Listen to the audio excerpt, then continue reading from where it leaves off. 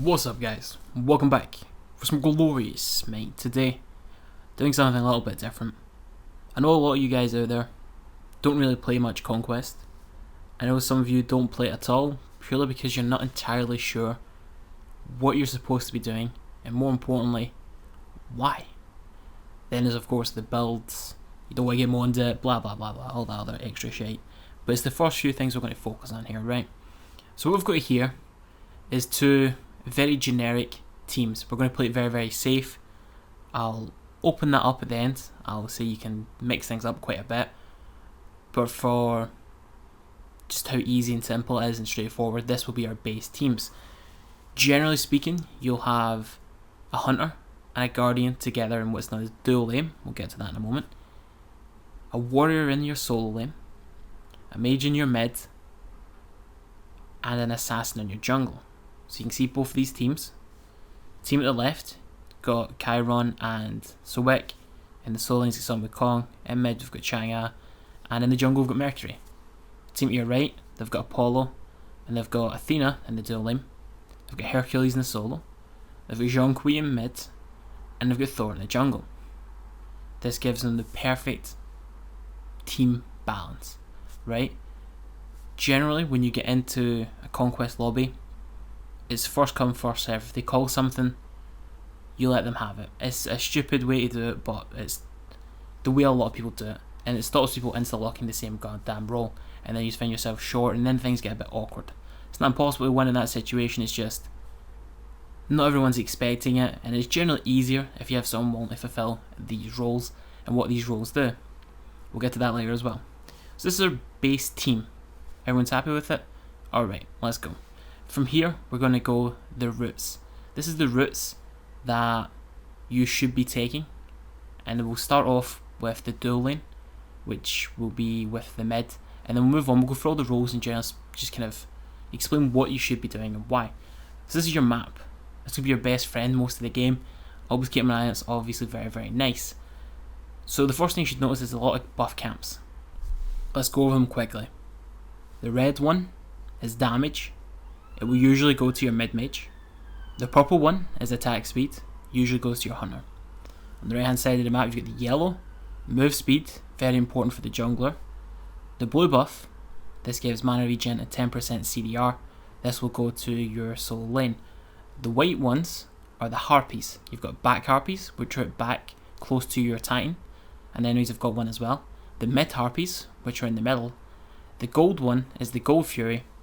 And the kind of orangey red one is the fire giant buff. They're both in the middle at each side of the map. So we'll start off with the dual lane and focus on the hunter because he's very simple. So the dual lane, the guardian and the hunter and the mid mage will all start at the red buff. Right? You can see that coming up.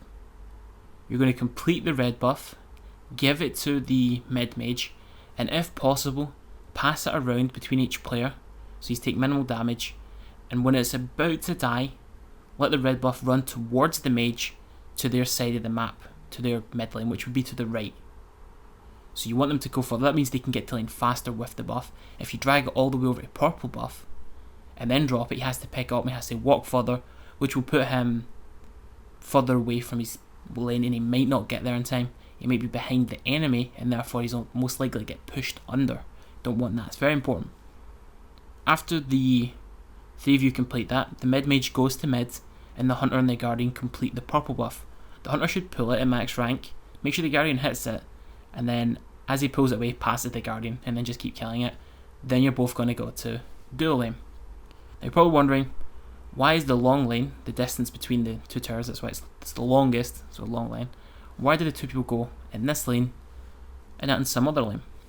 The gold fury is there, it spawns at the start of the game, and it is the most easily taking objective that makes a big difference. Gives gold to everyone, gives XP to everyone. If you get two people there, you've got a better chance of defending it.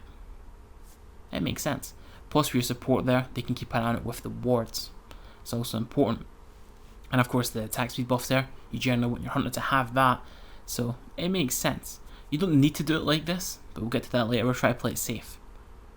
So, you're both in lane, you're sitting about, you're chilling, you're in lane. you just clear the camps, the minion waves as they come. That's it. Simple. You can push forward if you've got better clear, but something always to keep in mind, especially early game. If you're pushing forward, getting closer to say the enemy's pop a buff, but you're obviously on the lane still, you don't want to get aggressive when their minion waves there and you've not got one, because the minions will aggro onto you, and early game you'll take a lot of damage. It's best to fall back as their wave comes and let yours catch up. Still keep hitting it as you fall back, so you still got lane control, but you don't want to engage into it. That's very bad. Do not want to engage in a minion wave. So that's pretty much all you do. If you get a kill, lovely. If you can get some nice CC, lovely. But nothing much happens. You're going to sit there and farm, and it's fairly straightforward. And then after your first back, things start to get tricky. You can either stay in duo lane as a duo, the support can rotate, and this is both good and bad. If you're the hunter, and your support rotates, that means he's away with the mid and the jungle, trying to gank, try to get kills, try to steal enemy like buff camps, try to do something. And he's left you 1v2, maybe. If you are 1v2, this is both good and bad. You're going to get more XP and more gold per wave than the enemy hunter because he's splitting it with the support and you're not. So if they don't do anything and you both just farm lane and that's it, you just chill, take the wave, you're winning. But you have to be careful, because their support's staying there. His intention should be, we have to kill this guy with 2v1. And if you're the support and you're sitting and the enemy support's left, you get two options. Get the fuck out the lane, go help the team, make sure the numbers are even, or you got to kill that hunter. That's it. There's no other two options, because if you're just sitting there and you're doing nothing, your team is outnumbered elsewhere and you're accomplishing fuck all in duo lane. Can't do that. That's bad. So that's your two options. So from there we're going to go into the support. Where are you looking to ward? We've still got the map up. Let's look at some of the key ward spots. So these are probably the two best spots. If you and the mid could both sentry that would be great. It means the enemies, if they've got a ward, you can clear it out, giving you full vision control. And if you think about it, the enemy jungler can't get to the duo lane without going through one of those two slots, unless they come further down the lane towards your side of the map, which is very risky and unlikely to happen. So if you've got two spots there, two wards covering those spots, you're pretty much safe after that point. It's not impossible, but it's very unlikely. And even if you're that paranoid, you can always do an extra further ward at that spot, as seen here. And then of course, it's always handy to keep an eye on the Gold Fury. However, if you do have two wards round about it, they still can't go towards that area without going through your ward. So if you see someone ping on it, and generally head in that direction, what else can they be getting? They have to be going towards it. There's no other two ways about it. If they're heading to mid, they'll go through that other ward, and if not, you know the Go Fury. Go defend. Simple. But of course you can ward it if you really, really must. And again, sentries are more important, because vision control is good, as it makes your jungler's life easy and fucks the enemy jungler, and that's always good. So you've got your warding down. You're the support. And you're now kind of bored. Okay, I've warded. You don't want me in the duo lane anymore. That time is past for now. My hunter's doing fine. I don't need to babysit. What should I be doing? Well, you can rotate with the jungler and split the camps. 3v splitting's not too bad. It does cost a little bit of XP, but he will have Boomba's mask, giving him full gold regardless of how many players are around it. So don't be afraid to split backs, buffs, mid camps. Trying to get mid camp control is very, very important. And that's really it. You can be a bit of a three-man gank squad. So be you, the jungler and the mid, rotating to the lane with the most kill potential. You kind of been eyeing up the enemy team at the start of every match. We'll go over that in a minute. So yeah, that's kind of what you do. It's pretty simple. You play it straightforward. In teamfights, your entire game plan is either A, fuck the enemy squish balls and make their life hell, B, protect your squish balls and make the enemy's aggression a living hell. That's it. You can body block. By doing this, you would basically put yourself between your squishy and their high damage squishy, but by being closer to their squishy, so your teammate can still freely move and not get body blocked by you, but at the same time you're limiting the ability to deal damage from the enemy damage. That's what you should be doing. That is your entire game plan. CC the squish balls, protect your squish balls, unleash everything you've got. That's it. Remember, you are the tankiest, so try and stay as long as you can. So yeah, that's the support's job. Next up, we're going to be moving on to the mid. So at the start, after the mid's gotten his red buff and went to mid lane, and the jungler has completed his speed buff and the solo's blue buff, the jungle will head to mid. Both mid and the jungle will clear the wave in mid, and you'll also be looking to get the first mid camps. Now generally as the jungler comes to mid, he'll be level 2, the mid will be level 2, and you'll immediately look for the mid camps. Now the thing is, the enemies will also be wanting the mid camps. So as you get better and more comfortable, you might try and contest one side of the mids and take the other side, but for the sake of this, and again we're trying to play it safe, if you see the enemy jungler already at one side of the mid camps, and you know the mids away, the enemy mid mages away to the mid camps as well, you guys should go over to the other mid camps, immediately take them, and then return to mid. However, this is where things get a bit tricky. So let's say the enemy mid and the enemy jungler took the mid camps. You went to the other mid camps, you completed it, but they completed it first, and then they completed the mid wave first, and have forced it down, and are both fairly low, close to your tower, and they've got a full wave there. Don't go back to the lane the way you came out, because it's very risky. If you get caught out and end up getting forced to fight into a minion wave, you're going to die. You're going to give away first blood. Take the safe route and go further down and loop round. You'll miss 1 or 2 minions gold wise, but you still get the XP, and it's more important than risking your life. Giving away first blood is massive, so you do not want to do that. So you loop back round, and then again you just kill the wave, take the next wave, both of you together, and then after you've completed the mid wave, both of you, both the mid mage and the jungle, head to the back harpies, take the back harpies, return to mid, complete the wave, and then go back to the back harpies. That's the safest and most, I guess, normal or popular way to do things. But again, there's a few differences once again. If you're very ahead or very behind, either you get poked out, or the enemy jungler started pot, or the mid started the damage pot as well, and we'll talk about that soon as well, things might go a little bit different, and you're going to have to be prepared for this. If you get poked under, or you're weak, the enemy jungler mid may decide to take advantage of that, and invade and take your back harpies. You might go and take your mid harpies early, they might go and take your other ones. These will both come back, and you'll be none the wiser, right? It's unfortunate, but it might happen. By the same account, if you are quite comfortable and you are quite far ahead, you can go take their back harpies. That means you'll get 3 sets of back harpies versus their 1. That's quite big, so that's something you've got to be aware of. But apart from that, that's kind of how you're going to start, and that's how mid is going to play it out. It's going to be fairly safe and fairly easy past that. You both split a lot. Jungle will spend a lot of time in mid, and that's just how it is. Unfortunately, even the supports will come to mid, so if you're mid, you get to play very smart.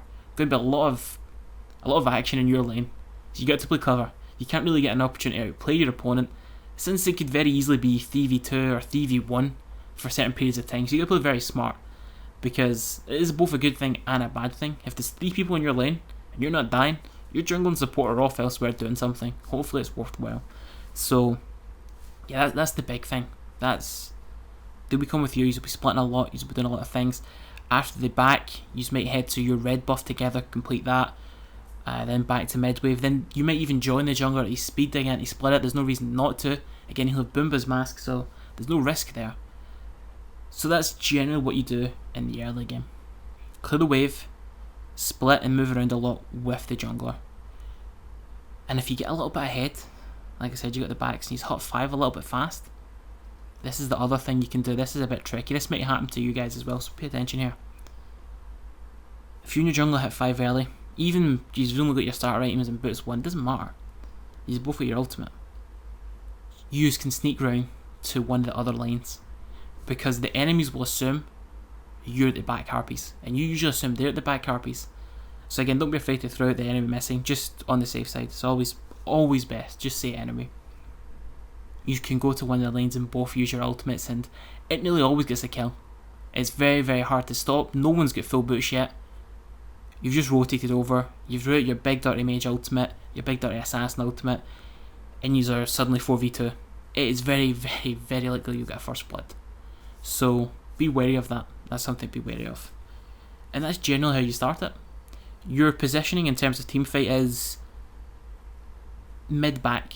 You should never really be at the front, but don't be afraid to go forward to deal your damage. You deal a lot of damage. A lot of mages these days have CC. Some are just quite bulky naturally, like Jean-Qui, he's quite tanky.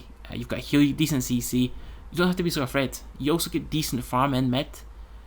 Probably just behind jungle in my opinion. I think mid gets more farm than solo, because mid generally splits more buff camps with the jungler, so I think you get slightly more farm. Usually it's close, but you'll be up there. Usually the 3 most farmed will be jungle, mid and solo. Just how it is. Duel naturally shares waves most of the time, so that hinders them. So that's what you'll be doing as mid, for the most part. And if you've got like a big dirty ultimate as a mid mage, say you're playing Scylla or Kukulkan, that can help secure the Gold Fury. Don't be afraid to just use it when the Gold Fury is really low in health, just to get it. That's important. So that's mid. That's pretty much all the early game shenanigans you got to watch out for. Next up, we're going to move on to jungle. Okay, so your jungle, you already know your roots. As explained with mid, you're going to stick with them for the most part. But there's a few different things that make this a little bit more or less complex. Who do you gank and when do you gank? It seems pretty straightforward, but it's not. You would like your mid to win lane because you're reliant on each other, so ganking mid might seem the most obvious, but mid's expecting a lot of action and will have a lot of coverage and it'll be quite difficult. Generally, my rule of thumb is to gank the winning lane or the lane with the least mobility. So, for instance, you could say the enemy solo lane or the enemy mid mage is a Ra, right? Ra's very immobile. Doesn't have a lot of damage outside his ult. And yes, his healing is decent once he gets a couple of items stacked. Until then, it's more of just a lane control thing. He's a very easy kill. You could focus that, and that would work. Awesome. So that works. Where else could you possibly go? You don't want to go to solo, because if it's 2 warriors, they're both physical gods, they're almost certainly going to build physical defense against each other. You're an assassin, you're also physical, therefore you're going to do less damage to them. It's a lot of effort, you very rarely get anything, especially with a lot of warriors being gods like Bellona with a CC immune leap, very hard to catch, and a dash. Chak with the heal, CC immunity to silence, again, it's very difficult to catch these gods out, and they're building physical defense, and they're naturally quite tanky. Going after them is usually a waste. You would only go there if your teammate in lane against them is winning quite comfortably and has poked them under to say half HP, then you might show up.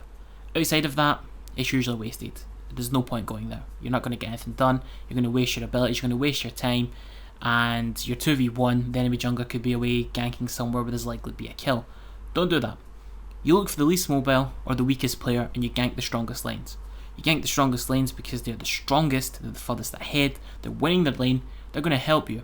If you go to a lane that's already died, 2v2 or 1v1, and you try to help them catch back up, you're unlikely to do so. Because the enemy team is already proven to be quite decent. They outplayed your teammates in equal numbers. They got kills, therefore they're ahead in gold and XP. And since your teammates are getting beat, they're usually quite weak and will be therefore less likely to help you. And since you're already behind these guys you're ganking, you're going to do less damage than you're expecting, you're going to take more than you're expecting, and you might even just die and make matters worse. So quick recap. Look for the least mobile, focus them. Focus your winning lane, get ahead, get farm, get gold, get XP, snowball. Perfect. Where do you ward? The usual spots. We already covered it in mid. However, you can also ward the enemy's speed buff. This helps your solo lane and keeps an eye on where the enemy jungler's at. They're going to come for the speed buff, then usually after the speed they'll look for a gank either in mid or solo. This gives vision on that and gives you the timing on their camp. This is good because it allows you a potential invade on those camps. And speaking of invades, this is going to be something else we're going to cover right now. When do you invade? When will I get invade? How do I stop it? Well, you can't stop it, but you can prepare for it and you can keep an eye out. What you'll generally do right at the start of the game, you'll rush out from base with a ward and place it on the enemy's speed buff, right? And then you'll see them go there because that's where they'll start as well. And depending on how they've started, we'll let you know what's likely to happen. Because one of two things will happen.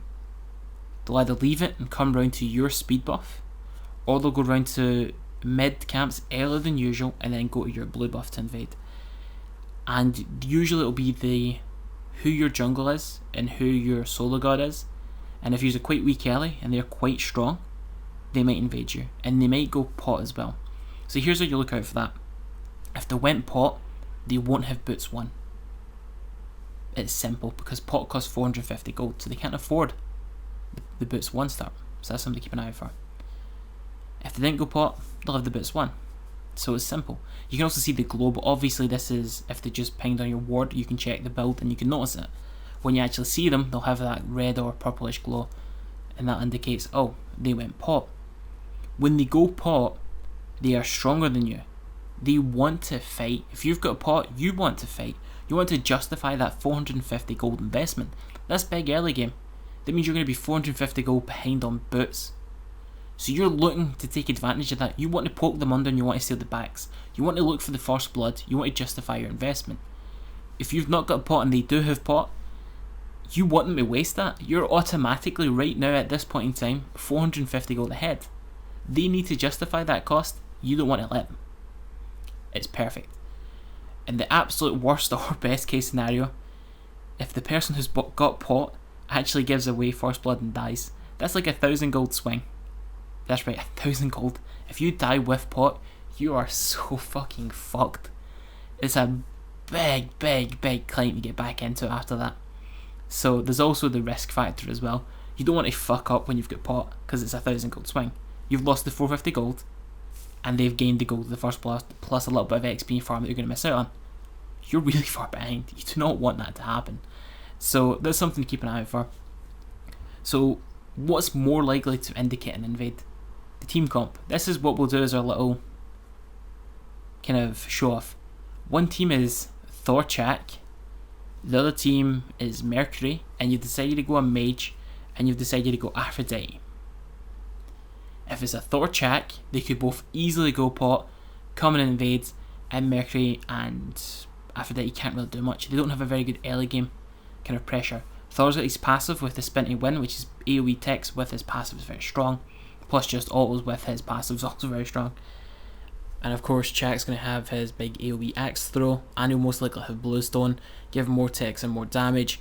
You're probably going to die. Worst case scenario, both of you die, and of course you're going to lose your buff. You're now miles behind. They're ahead in XP, gold, everything. It's a steep climb from there, so don't be afraid to rush ahead and put down that one ward if you feel you might get invaded. There's no point in risking it. So what happens if they are going to invade you and you know they're coming? What are you going to do? Well, you can just take a little bit of what you can hopefully accomplish, which would be quickly take your own back harpies. Yes, this fucks your mid and jungle a little bit, but you might not have a choice. B, you could sneak around and do, say, your own blue buff first, or C, you could loop around away from them with the expectations that they're doing it and try and do their buff, but that's very, very risky. The best bet is just to accept the fact your buff's getting stolen. Yes, you're behind, but to try and contest two people with pot who've got a better early game, you're only going to lose and die. Just take the path of least resistance, give them the buff, put yourself a little bit behind, but it's better than being a big bit behind. It's as simple as that. It sucks, but that's the gamble you've taken. That buff still doesn't justify the cost of the pot, the 450 pot. So yes, you're a little bit behind because you're not got a blue buff, but they're naturally behind anyway, so that only catches them up a little bit. You're behind in XP and the fact you've not got a buff, but you're still ahead in gold, and you'll catch back up. In fact, you could just let them have the buff, rush ahead and push down the wave in lane, and then back off again, and hopefully they miss a little bit of XP and gold, and it kind of balances out. The only downside would be you still don't have a buff, but that's probably the safest way to do it. So now that we've done the jungler, because that's more or less everything the jungler needs to do, we're going to move on to solo lane. Now we're just going to assume you're a warrior. You're probably up against an enemy warrior. You've got your blue buff, they've got theirs. The most important thing to do is just clear out the wave first before you fight them. If you try to fight them and they've got a wave and you've not, you take minion aggro, you lose a lot of health very fast. Minions hurt, especially early game.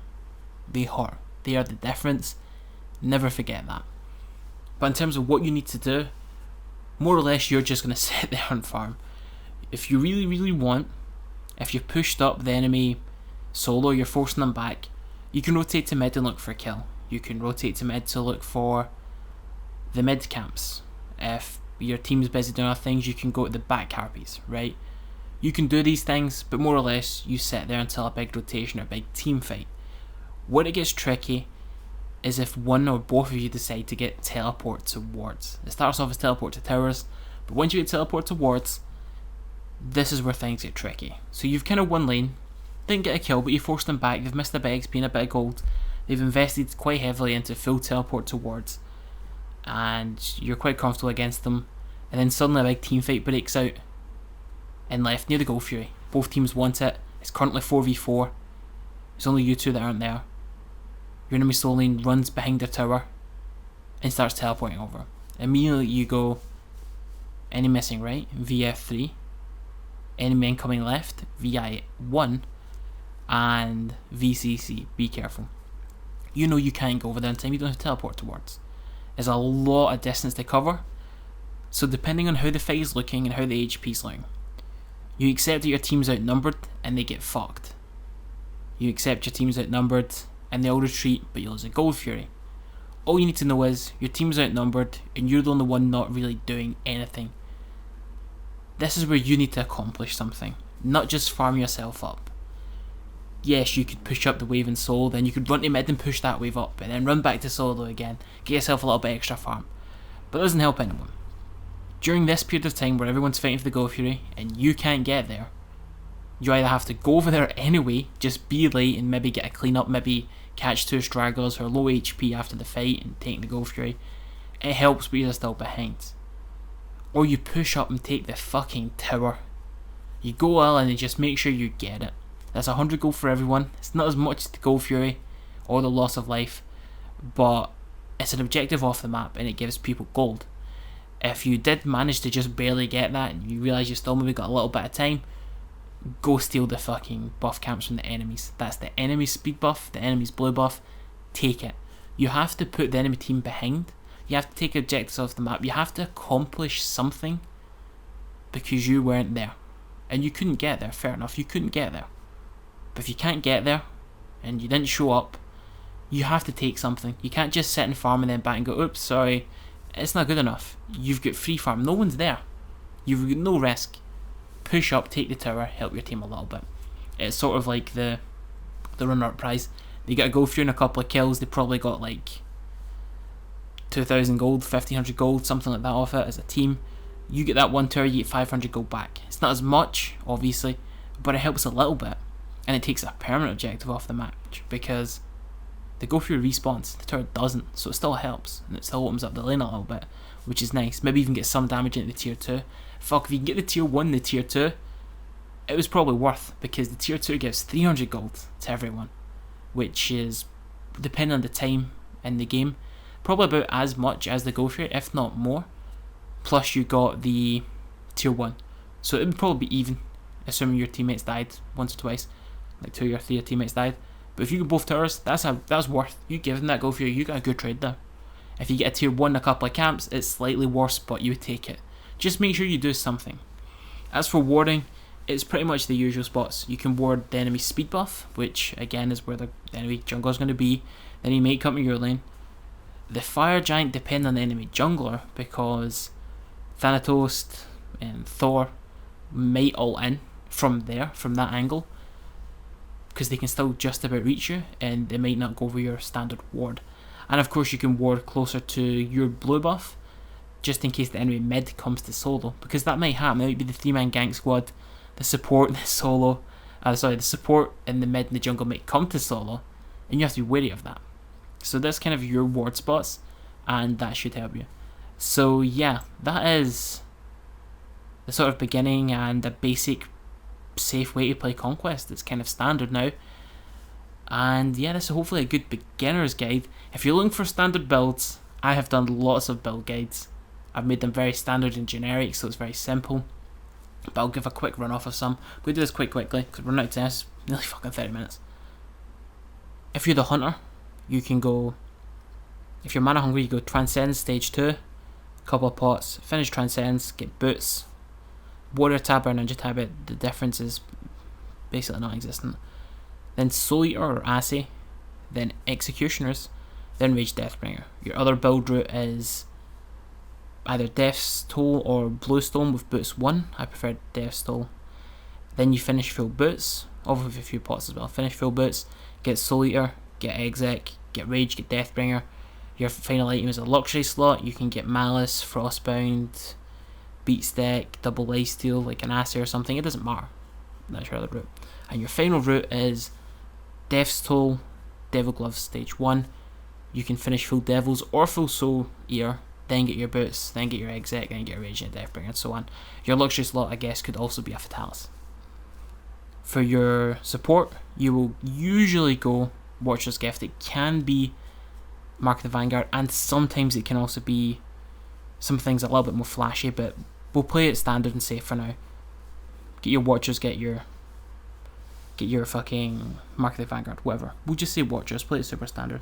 Couple of pots and maybe Curse 1 or Blink 1. Then you'll finish boots. Usually cooldown on the Guardians or Pen. I personally prefer the Pen boots, so that's the purple ones. So I would recommend that. Depends on the god, of course. Then you're going to start building cheap, effective physical defense. I would usually recommend Midgardian Mill into Heartworld Amulet into whoever's their main threat. It's normally physical, so you normally go more physical defense. Breastplate of Valor, Mail of Renewal, they're all open. Or Hide the Mean. And then you've got a few luxury slots. You can either go, say, Spirit Robe, Hide Urchin, E-Staff. If you've got a lot of trouble with magic damage, you can go Stone of Gaia. In terms of actives, you'd be looking at Shell Absorption. I personally like Heavenly Agility. Enfeebling Course is good. Full Blink, that's about it. Mid-mage, you're generally going to go Vamps. Either Chronos Pendant 1, Warlocks 1, Toth 1, or Boots 1. Quite a few stars possible. The most common is Chronos Pendant 1, so we'll go with that. Then you go back to base when you've got enough gold, get full boots. I like cooldown boots now. Mages, I'm a convert. I've converted from pen to cooldown. On Guardians, I actually prefer pen. On Mages, I prefer cooldown. The reason for that is Guardians usually only get one shot at their damage. They're not full power. They're all off base, so pen helps get more out of your base. Mages generally build more power, so the more rotations of your abilities you get, the better. That's what I've been most success with, surprisingly. So you get your boots, and then you either get Toth, Warlocks. I generally recommend Warlocks. Then you'll get either Toth or Chronos Pendant, or your Spear of the Magus for some pen. And then of course you'll get Rod to Hootie, maybe a Sword Eater, maybe an E-Staff, maybe a Gem of ISO. But generally I like boots, Warlocks, Chronos Pendant, Spear, Rod, and then either E-Staff or Gem. That is my preferred build. It gives you a lot of health, because mages have the smallest base health and base protection pool of any other class. So getting Warlocks and Ethereal gives you an additional 1200 health, and you don't really lose any power out of it. So yeah, I recommend getting those. For your jungle, depends from jungle to jungle, but generally most would go Boots Jotuns. Like say Thor for example, he goes Boots Jotuns defense item, Titans or Beat Stick defense item, and then Titans or Beat Stick again. Boom. And your solo, generally if you're warrior, you're going to build, Bluestone or Death's Toll into Boots, into Fizz D, into utility item or Fizz D or cooldown or pen item, and then so on and so forth as the game progresses. That's a good kind of rundown, a couple of generic builds. So guys, that is a beginner's guide to Conquest. So if you're a super noob, hopefully this helps you. If you get any further questions, feel free to let me know. And if you're not a super noob and you found this fucking helpful anyway, then hey, there you go. Can't say I didn't try. So guys, hope you enjoyed this. Thanks for watching. As always, see you all next time.